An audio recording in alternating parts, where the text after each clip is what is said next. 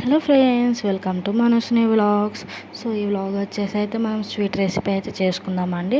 So ఏం sweet అనుకుంటున్నారు? So నేనైతే క్యారెట్ హల్వా చేస్తున్నాను. ముందుగా అయితే ప్యాన్ పెట్టుకున్నాను. ప్యాన్లో అయితే నేను సరిపడా గీ అంటే మన ఏమంటారు డ్రై ఫ్రూట్స్కి అయితే గీ అయితే వేసుకున్నాను. గీ వేసేసుకొని అయితే డ్రై ఫ్రూట్ అయితే యాడ్ చేసేస్తున్నా. అంటే నా దగ్గర ఉన్నవి అయితే నేను యాడ్ చేస్తున్నా. కాజు అండ్ మన తర్బూజ్ గింజలు అండ్ కిస్మిస్, బాదం ఇవైతే నేను యాడ్ చేసుకున్నాను. సో చూస్తున్నారు కదా, ఇలా మంచిగా గీలో అయితే మనము మంచిగా ఇట్లా రోస్ట్ చేసుకోవాలి.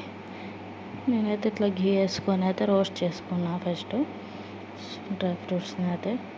మనకు చూస్తున్నారు కదా, మెల్లగా రోస్ట్ అవుతున్నాయి. అంటే మీడియం ఫ్లేమ్, చిన్నగా ఫ్లేమ్లో పెట్టి అయితే నేను స్టవ్ చేస్తున్నానండి. మళ్ళీ హై ఫ్లేమ్లో పెట్టినా కానీ మొత్తం మాడిపోతుంది. సో చిన్నగా లో ఫ్లేమ్లో పెట్టి అయితే మనము డ్రై ఫ్రూట్స్ని అయితే మంచిగా వేయించుకోవాలి.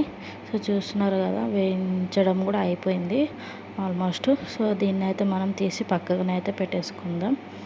సో చూస్తున్నారు కదా, ఇలాగైతే రోస్ట్ మొత్తం ఇట్లా బ్రౌన్ కలర్ రోస్ట్ అయిపోయాక ఇందులో అయితే మనకు క్యారెట్ తురుము అయితే వేసుకుందాం.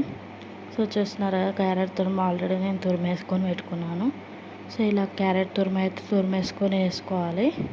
సో మంచిగా ఇట్లా కలుపుకోండి. మనకు గీ అనేది మొత్తం కలవాలి. సో మంచిగా గీ అనేది అదే దాంట్లో కలిసేదాకా మంచిగా కలుపుకోండి. సో నాకు ఆ గీ అప్పుడు వేసిన గీ సరిపోలేదని నేను ఇంకొంచెం యాడ్ చేశాను. సో మనకు గీ ఎంత సరిపోతుందో దాన్ని బట్టి వేసుకోవాలి. ఒకవేళ మీరు గీ తినము, మీరు అదే నెయ్యి తినము అంటే మీరు నార్మల్గా కూడా చేసుకోవచ్చు. సో చూస్తున్నారు కదా, ఇట్లా గీ సరిపోలేదని నేను ఇంకా కొంచెం అయితే గీ యాడ్ చేసుకొని అయితే కలిపేసుకుంటున్నాను. సో ఈ విధంగా అయితే మనం మంచిగా కలిపేసుకొని అయితే లో ఫ్లేమ్లోనే పెట్టుకోవాలి. అండ్ తర్వాత ఇక షుగర్ వేసుకోవాలి. షుగర్ వేసుకొని కూడా మంచిగా కలుపుకోవాలి. మొత్తం అలా షుగర్ అంతా మిక్స్ కావాలి అందులో మనకు క్యారెట్ తురుములో. సో చూస్తున్నారు కదా, ఈ విధంగా మొత్తం షుగర్ ఆ క్యారెట్ తురుములో మిక్స్ అయ్యేటట్టు కలుపుకోవాలి. సో చూసారా, ఇలా కలుపుకున్నాక మనకు షుగర్ అనేది మొత్తం కరుగుతుంది. సో కరిగాక అయితే నేను ఇట్లా మిల్క్ అయితే యాడ్ చేసుకున్నాను. సరిపడా మిల్క్ యాడ్ చేసేసుకొని అయితే మంచిగా కలిపేసుకొని అయితే కాసేపు అలాగే లో ఫ్లేమ్లోనే అయితే నేను పెట్టేశాను. మనం సో హై ఫ్లేమ్లో పెట్టలేము, ఎందుకంటే హై ఫ్లేమ్లో పెడితే అడుగు అంటుకుంటుంది. మందపాటి గిన్నె ఉంటేనేమో మనం హై ఫ్లేమ్లో పెట్టుకోవచ్చు. సో నాది కొంచెం పల్సగా ఉంది గిన్నె. సో ఆ గిన్నెలో అయితే అడుగు అంటుకుంటుందని అయితే నేను లో ఫ్లేమ్లోనైతే చేసుకున్నాను. సో ఇప్పుడైతే ఇలాచీ పౌడర్ అయితే నేను యాడ్ చేసుకున్నాను. మీ దగ్గర ఇలాచీ పౌడర్ ఉంటే యాడ్ చేసుకోండి. నేనైతే ఇలాచీ దంచి మరీ యాడ్ చేశాను. సో చూస్తున్నారు కదా, ఈ విధంగా అయితే ఇలాచీ అయితే దంచి యాడ్ చేసుకున్నాను.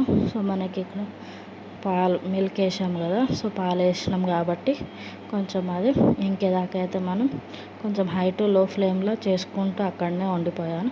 సో చూసారు కదా, దగ్గరికి అయితే వచ్చేసిందని చెప్పేసి మనం ఏదైతే మనం ఫస్ట్ వేయించుకున్నామో ఆ డ్రై ఫ్రూట్స్ అయితే యాడ్ చేసుకున్నాను.